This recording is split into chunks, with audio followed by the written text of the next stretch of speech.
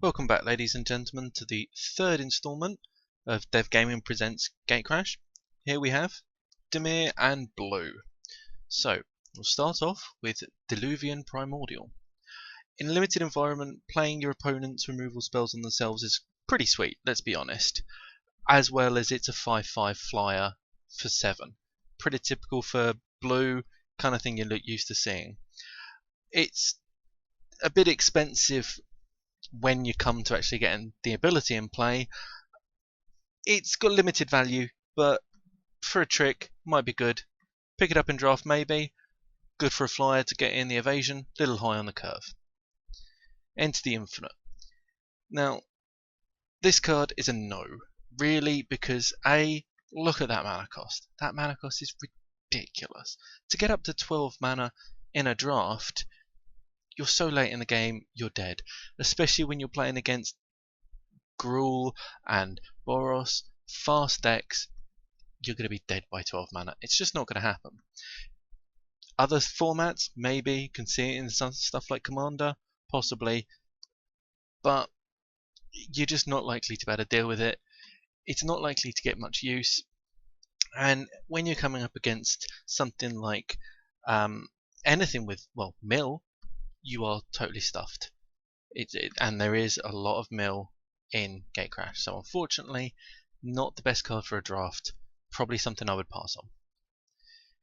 Gridlock, it's fun, it's a great card for limited, it's a great card for a draft, just to tap down what you don't want, get an attack in. Useful little card, certainly worth picking up 1 or 2, great for getting an attack through, so pretty good. Hands of Binding. Great Cypher spell. First Cypher spell I've seen so far. Great one. Cast it, tap a blocker, well, tap a potential blocker, Cypher it onto a creature, keep going. And just keep things blocked. And it's a great, for the mana cost, it's great. Helps you get that damage in, keeps it going. Leyline Phantom. At first, you look at it and you think, it's pretty bad. But what it does do is it's actually really good in a Simic deck, because it triggers Evolve every time you cast it, pretty much, and if it's gonna, every time it does damage it bounces back, it's gonna keep triggering a Revolve and everything else. So not the best in a Dimir deck. Simic, pretty useful.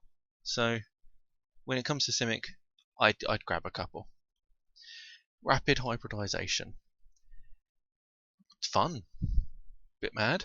One of the best removal spells you got, especially when there are some really silly big creatures for Gruul, or creatures with some really amazing abilities in other guilds. This nukes it down to something small, something manageable, and something you can deal with.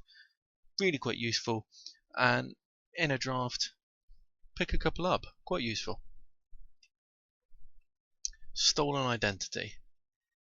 It's an expensive Phyrexian Metamorph, but it's still something you want to do. It's brilliant for the Cypher, and it's brilliant depending on your opponent. You can get some amazing stolen cards, Cypher it onto something that's unblockable, flyer, something like that, and you are laughing, because within a few turns you can have quite a few massive creatures or really unique creatures that an opponent has without having to worry. So really nice card, certainly something you're going to want to pick up if you've got the ability to in a draft. Undercity Plague, really not worth it. Even if you've got an unblockable creature, that mana cost is really high up on your curve, and it's not really worth doing. Maybe if you're really lucky, you can get to use it multiple times and get its mana worth back, but it is such a gamble to be able to get the mana value back that it's just not worth picking up in a draft. Call of Nightwing. 4 mana for a 1/1 flyer is very weak, but because you can encode it, you can then pop a 1/1 flyer every turn. That becomes a little bit more interesting. It is easily answered by creature removal, but in a draft, it's worth grabbing, especially when you're going to want the evasion, you're going to want as many flyers as possible. Grab it, throw it onto a flyer, keep hitting every turn, keep getting more and more flyers, and just overwhelm the board. Certainly worth grabbing 1 or 2 of these in a draft. Consuming Aberration. This is the general you get for the draft, and he is mean. Comes down as a 4/4 or whatever. Following turn, you play 2 spells, and this guy grows.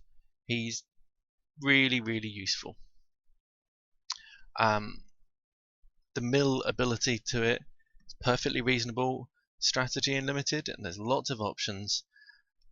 You can just have him sit back and block while you mill your opponent, and it's not going to take long to destroy his library. Really nice card. Dimir Charm. Probably got a bit of a slating online for not being instantly amazing. However, it is quite a good card. Eats the small creatures while your creatures deal with the larger ones, and has quite a few other useful abilities. The milling on it is very flexible, giving you the option of doing different things with it. It's quite flexible, and of course, it's a charm. You're drafting. You're going to want to grab the charms because it gives you these charms are always useful in one way or another. There is always something you can do with them in the middle of a game. So grab a couple whenever you can in the draft, just for the sake of it. Dustmantle Guildmage. Yes, double activation, and it does let you run your mill game but not mill out or just burn. It's got quite a few useful abilities. It's a good little Guildmage. Let's be honest, we're dealing with draft here, so you're going to grab as many as you can. With the bracers, even better. It is quite mana intensive to use him, but you're going to want to do it. And as I say, if you can get the bracers on this guy, you're going to be doing a ridiculous amount of damage and really milling your opponent really quickly. This is the Dimir Guildmaster. He's awesome, and he's great in limited. He's all-star creature. Really, really useful. Hexproof, obviously, makes him hard to deal with. He's a 3/3 for 4. Not too terrible with Hexproof, but his actual ability is just ridiculous. Does whatever it wants. Literally does whatever it wants. And yes, okay, it very much depends on what your opponent's got, but Dimir's got a lot of milling, so you're going to keep milling your opponent until you find something fun, and then just use it. Certainly, if you ever get the chance to pick it up, grab it, no question at all. Mind Grind. It's a big mill card. You're going to be waiting to turn 7, and then you're just going to nuke them, and it's really, really useful. You wait till something like turn 7, you're going to grind them for 5 land, and by turn 7, grinding them for 5 land, you're going to take a massive chunk out of their library. Especially in a draft when you're dealing with smaller decks, it's really worth grabbing. If you can, even outside of a draft, it's just a really nice mill card and certainly worth picking up if you can. Whispering Madness. This card needs a big setup, true, to get it right, but because it's got Cypher, if you can get this in the right situation, you can just mill, and as long as you make sure that you've got other mills going on at the same time, so you're not completely screwing yourself, this card can be an absolute laugh. Dimir really love their mill in this expansion, really good. Nightveil Spectre. It's a 2/3 flyer for 3 mana. Not terrible, not amazing, but it's got quite an interesting little ability. You can then do lots of silly things with it, because you can just keep exiling the top of their library instead of milling it. You can then cast their spells, as long as you've got the right mana for it. And yeah, sure, if it dies, you lose that ability to be able to cast those spells, but who cares? You're milling cards off the top of their deck. It's really nice if you can get hold of it, and let's be honest, it's another flyer, something you're going to want lots of. Dimir Keyrune. Obviously, it's a Keyrune, we're drafting here, grab them. But it's probably the best key rune of the lot because it's got unblockable on it. Unblockable with Cypher, brilliant. So if you can use this key rune and actually use it as a creature, Cypher spells onto it, get them in, you can get a lot of use out of it. So it is probably the best key rune just for that mechanic. Very nice. Obviously, you grab them. Guildgate, it's a Guildgate. It's a relatively pretty Guildgate, but come on, let's be honest, you're getting the Guildgate. Watery Grave. It's not quite as good art as the old one, but again, it's a shock land. It's something that you want to make sure that your mana balance is good. You're going to get it. Soul Ransom. Now, this is brilliant for multiple reasons. 4 mana to steal a creature, we've seen it before, it's good enough. We're happy with that. The fact that your opponent can get their creature back, but they have to discard 2 cards and you gain 2 cards. It's brilliant. Your opponent can get their creature back, but if they do, you're drawing 2 cards. And drawing 2 cards and making them discard 2 cards for 4 mana is relatively reasonable alone, let alone grabbing the creature. All in all, it's a brilliant little spell, and one's certainly worth picking up if you can. It's rare. You're not going to see many of them, but grab it. Aetherize. It's an almost instant speed Wrath, and it's brilliant. Nothing hits a graveyard, so you've got none of those silly triggers. Just everything back to hand. Boom. It's wonderful when dealing with having a big attack coming in from Boros, a couple of really large creatures from Gruul. Throw this down and just say, no thank you, off you go. Especially even against Simic. Gets rid of all of their counters. It's a really nice board resetter when it comes to most of those aggressive decks. Those 3 are all very aggressive, so you're going to want something that deals with that. 4 mana, it's worth it. It's uncommon, grab a couple if you can. It's certainly worth grabbing, and always worth the defense on that one. Duskmantle Seer. Dark Confidant is one of the best creatures ever printed. The reason is because only you draw the card. You could trade it off easily enough when you felt like it was getting dangerous to keep paying the life. This guy helps your opponents with their own draws, and you can't easily kill it, and it costs quite twice as much. So it's Dark Confidant Slow Brother, and its limited protection goes. It's a 4/4 flyer for 4, so it's not even that great from a play point of view as well. You might see a few of them around, and they are semi-useful. If you get one in the draft, obviously, think about it, but it's not an amazing card because it's not got the flexibility there. It's too open for everyone, so it's up to you on that one, but we wouldn't necessarily straight pick it. Realm Right. Color land fixing in blue. It's not a great card. It's not an amazing card. It doesn't really fix much. Yes, it's useful if you want to run low islands in your deck, but in reality, for a rare, it doesn't really have enough going behind it to do stuff. It's a bit of land trickery. It can do various things, but yeah, it's up to you on this one, I guess. It's worth grabbing it, really, because it helps you sort your land out early, and in a draft, let's be honest, we've all been land screwed once or twice. We could do with it, but because it's a rare, there may well be better options, so keep your mind open on this one. Bane Alley Broker. Like your standard looter, great for digging through your deck, trying to find the stuff you want. Yeah, it's useful, but it's a little strange. Also, of course, if you're going to keep drawing cards and exiling them, the moment that the Bane Alley looter dies, they've been exiled. You can't get them back. So you do need to be careful with what you're messing around with.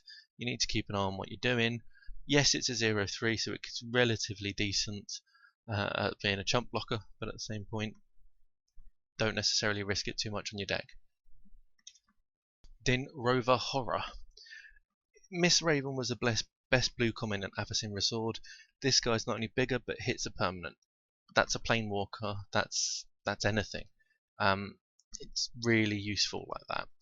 And okay, yes, it's 6 mana for 4, but the fact that it can get rid of anything you want makes it very useful. Unfortunately, once it's cast, it's pretty much just jump blocker, but it's very useful, especially when you're sitting there milling your opponent to death. You can then make sure that you keep the battlefield under your control, get rid of the bigger things. So quite useful. Grab 1 or 2 if you can in the draft, but remember it is very high on the end of your mana curve, so you're not necessarily going to be casting them early. Mortus Strider. It's brilliant. You will learn to hate it quite quickly because it blocks, it comes back, it blocks, it comes back. If your opponent has these, you don't like it. It's wonderful if you've got them though. 3 mana's not too heavy to cast. It's 1/1.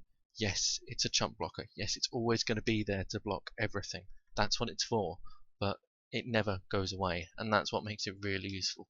As a common, in the draft, grab a few, throw them around, see what happens. Paranoid Delusions. One of the best cipher cards you can get, because it's relatively cheap. Dimir is all about mill. You grab yourself a flyer or unblockable, throw this on, and just mill them to your heart's content. It's cheap, it's brilliant, it's a great little card, and let's be honest, as a common, you're going to want to pick up as many of them as you can. So this is exactly what Dimir is all about. Grab 4. Psychic Strike. Control. But it's control that gets things the way you want them to be. You know, it's a 3 mana counter, fine, and yet you also mill. It's got everything you want all at once. It's Dimir in a nutshell and everything.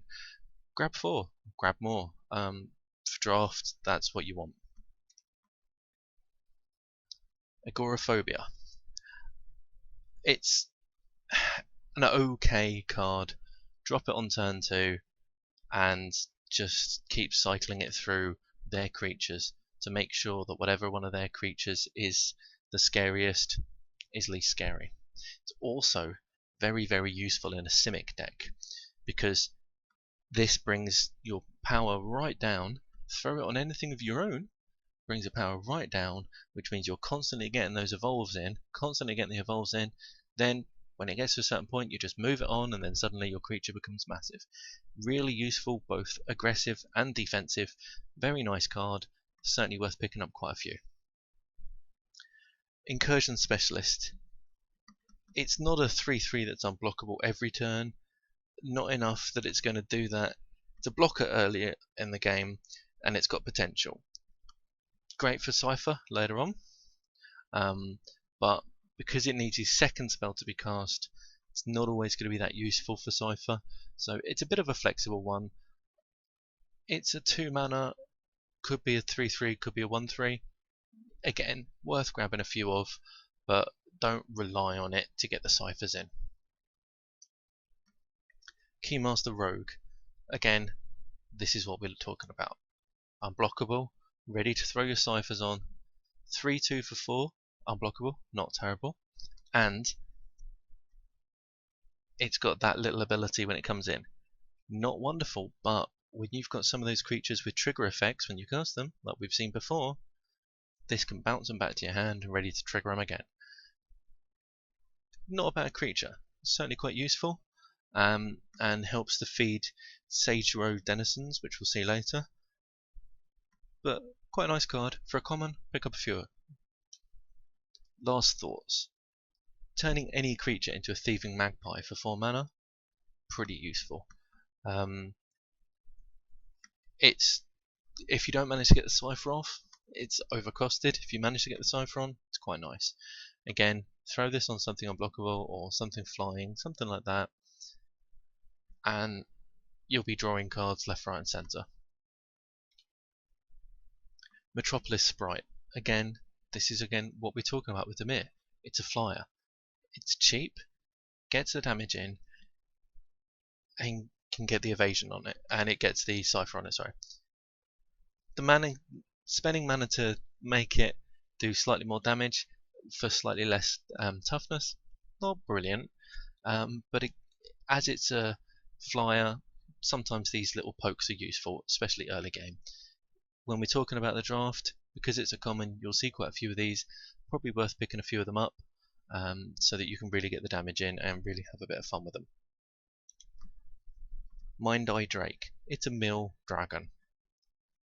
It's a 2/5 flyer for 5, which is a little high on the mana cost, but it's a good blocker. But when it dies, it takes 5 cards off their library, and that's quite significant. So for an uncommon, grab a few, you get the damage in with the ciphers while you can. As soon as it dies, you mill them some more. In fact, so much so, they may even be scared to kill it, so you're getting even more damage in. It's win-win for you, so grab them, it's going to be good. Sage Road Denizen, again the Denizen for blue. This time it's a mill. What more can you ask for? 3 mana for a 2/3 that mills every time you cast on, you get a blue creature. There's not a lot out you can really ask more for. You're going to get 6 to 8 probably cards out of this milled. All of this milling is really starting to stack up at this point. It's a common, grab a few of them, they'll stack, get a few in play at once, you're laughing. Sapphire Drake. This is what's really good against this is what's really good when you're playing Simic.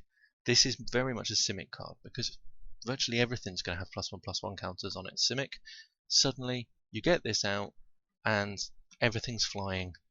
Bang. This is the Alpha Strike card for Simic. 6 mana for flying, 4/4 for a blue. Little expensive, not terrible, but that ability seals Simic and just is a game winner. So if you're playing Simic, try and find these because they're amazing. Scatter Arc.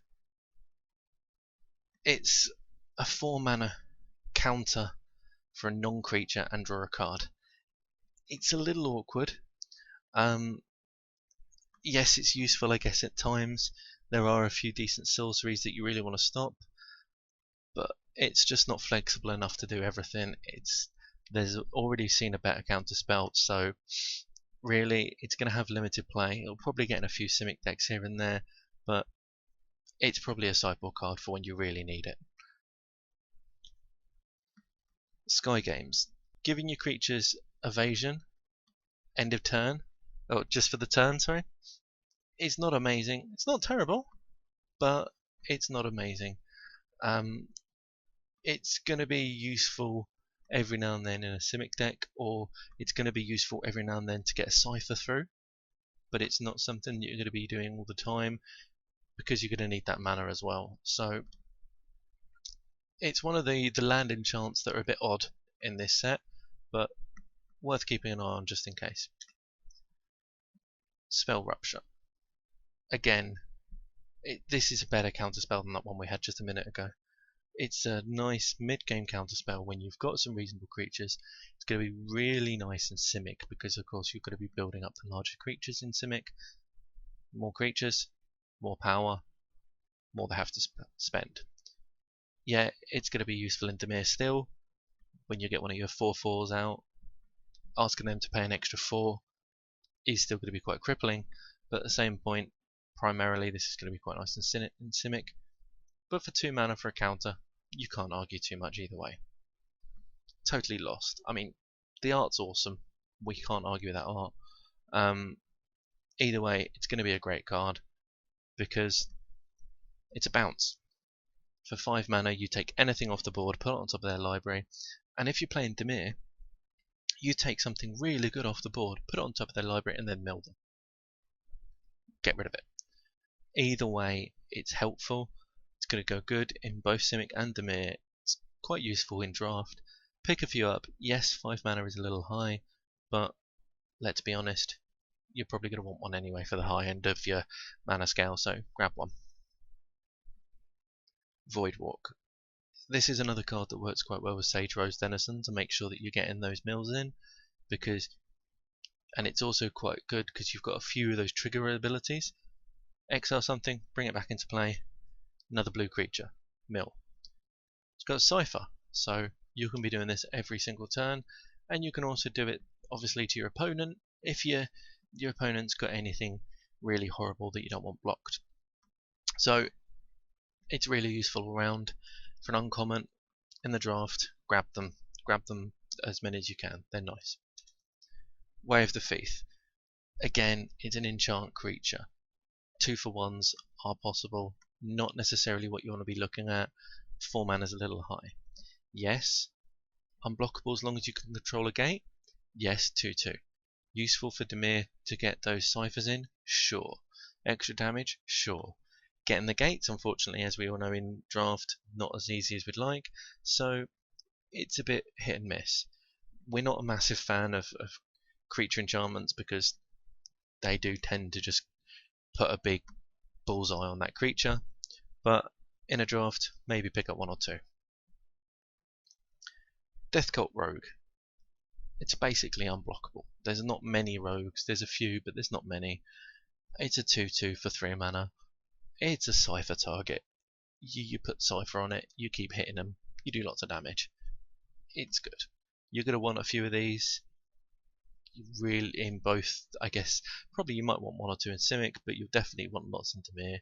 Just don't pass them up. Coerced Confession. It's a gamble card. 5 mana for a 4 is bad. Gambling to get the value out of the card is just not worth it. Yes, it's uncommon. Yes, you might not have many better options in a draft, but it's really not necessarily worth it. Sometimes it'll be amazing. Most of the time, it's not going to pull off, and it's just going to be too much mana for what you're actually getting. Admittedly, with every other mill, yeah, it's just another mill, so great, but you're probably better off finding something slightly better. Horror of the Dim. It's overcosted for a 3/4 with an ability that you can mostly ignore. Hexproof is not that amazing on this card. 5 mana for a 3/4. You might pick 1 or 2 up in the draft because you need some creatures, but it's not going to be your first pick. It's not even going to be your 5th pick, so be careful on that one. Mental Vapors. It's a bad mind rot. It's fine in sealed, and it's fine necessarily sometimes in draft. Grab it, throw it on something unblockable. Again, you're keeping their hand out under control as well as milling them, keeping them completely locked down. Sure, but apart from that, it's not really going to do a massive amount. Midnight Recovery. This is Wizards clearly understanding that Cypher could become too good if they undercost things, so they've upped the cost of this. But they've upped the cost a bit too far. Raise Dead for 4 mana is a bit too much. It's, even though you can do it every turn, it's just too much mana. Yes, you might find a place for it in the draft. Sure, you might not get much other choice, but 4 mana to Raise Dead, you're pushing it. Maybe, if you're unlucky, there are better options. Shadow Slice. It's useful. It's Frenzy 3 as it would have been on old cards. It's an expensive burn spell. It's more Orzhov than Dimir, really. But with the Cypher, you can just be, you're effectively pumping a creature. It's useful, but it's not terrible. If you can get it on something unblockable, cool. That's it. So that's our Dimir. I will be back again to do the next set, and I hope these are actually being useful. Thanks very much.